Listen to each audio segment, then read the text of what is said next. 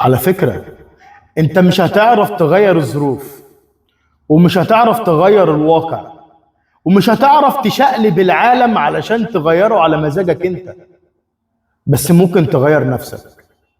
اه والله، يعني الفترة اللي فاتت دي حسيت ان انا حد لازم يغير من نفسه ولازم يغير من انطباعه. مش عيب ان انت تعترف، بس العيب ان انت تتصدم، والعيب انك رد الفعل اللي قدامك انت ما كنتش متوقعه كده.